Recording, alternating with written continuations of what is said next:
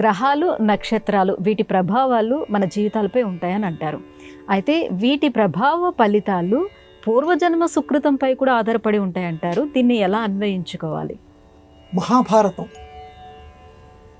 పంచమ వేదం. ఆ పంచమ వేదం అయినటువంటి మహాభారతంలో ఆనుశాసనిక పర్వము అని ఒకటి ఉంది. 18 పర్వాల్లో ఆ ఆనుశాసనిక పర్వంలో 145వ అధ్యాయంలో పరమశివుణ్ణి పార్వతీదేవి ఒక ప్రశ్న అడుగుతుంది.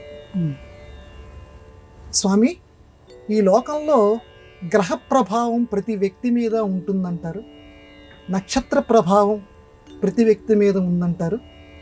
ఇందులో ఉన్నటువంటి నిజాలు ఎంత? జీవితంలో వ్యక్తి మీద గ్రహం ప్రభావం చూపిస్తుందా, నక్షత్రం ప్రభావం చూపిస్తుందా అని అంటే కేవలం గ్రహ నక్షత్ర అని మొదలు పెడతాడు మహానుభావుడు శివుడు చెప్పినటువంటి మాట. ఈ లోకంలో గ్రహ నక్షత్రాలు అనేవి ఏవైతే ఉన్నాయో అవి ప్రభావము చూపించవు. నా కేవలం ఈ ప్రభావం చూపించవు. లోకంలో ఆత్మకర్మం, ఎవడికి వాడు చేసుకున్నటువంటి కర్మే లోకంలో ఆ జీవి మీద ప్రభావం చూపిస్తుంది. కానీ లోకంలో అందరూ కూడా గ్రహాలు తమ మీద ప్రభావం చూపిస్తున్నాయి అని అనుకుంటారు. ఇది నేను చెప్పినటువంటి మాట కాదు, వేదవ్యాసుడు రచించినటువంటి పంచమ వేదమైనటువంటి అధ్యాయం పేరుతో కూడా చెప్పాను, మహాభారతంలో ఉన్నటువంటి మాట.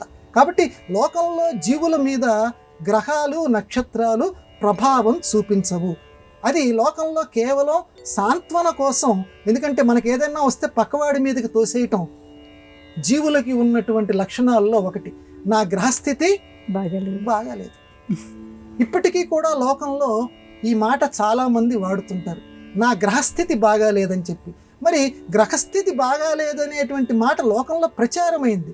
కానీ వాడి ఆత్మకర్మ, పూర్వజన్మలో ఏదైతే కర్మ చేసుకున్నాడో ఆ కర్మ ఫలితాన్ని ఇప్పుడు ఈ లోకంలో అనుభవిస్తున్నాడు, ఈ జన్మలో అనుభవిస్తున్నాడు. మరి గ్రహాలు ఏంటయ్యా లోకంలో? మరి గ్రహ నక్షత్ర ప్రభావం ఉండాలి కదా అని అంటే దానికి ఏం చెప్పారంటే, అద్దం ఉందనుకో, అద్దం ముందు మనం నిలబడతాం, మనం ఒంటి మీద మసి ఉంది, లేకపోతే మన ముఖం మీద మసి ఉంది.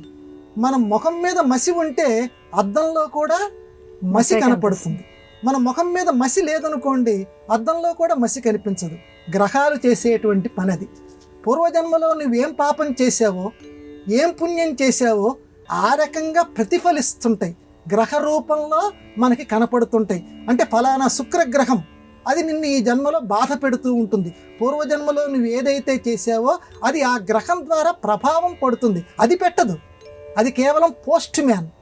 గ్రహం అనేటువంటిది ఒక పోస్ట్ మ్యాన్ లాంటిది. అంటే మనకి ఏదైతే కర్మ ఉన్నదో అది మనకి అందచేస్తూ ఉంటుంది. ఒక గురుగ్రహమో, ఒక శుక్రగ్రహమో, ఏదైతే గ్రహాలు ఉన్నాయో అవి ఒక పోస్ట్ మ్యాన్ లాగా మనకు అందచేస్తుంటాయి మన ప్రభావాన్ని. కాబట్టి మనం ప్రభావం తగ్గించుకోవడానికి ప్రయత్నం చేయాలి, కానీ గ్రహాలు మాత్రం ఏమీ చేయవు, అవి మన మీద ఎటువంటి ప్రభావము చూపించవు అని పెద్దవాళ్ళు దీనికి సమన్వయం చేశారు. ఈ విషయం అందరూ గ్రహించి మన కర్మ, పూర్వజన్మ కర్మని ఇప్పుడు మనం ఏమీ పోగొట్టుకోలేము. కనీసం ఈ జన్మలో అయినా సరే త్రికరణ శుద్ధిగా చేసిన పుణ్యము అంటాడు అన్నమాచార్యుల వారు. త్రికరణ శుద్ధి, మనస వాచ కర్మణ ఎటువంటి దుష్ఫలితాలు రాకుండా అందరి మంచిని కోరుకుంటూ చేతనైనంత ఇతరులకు సహాయం చేస్తూ ఉందాం.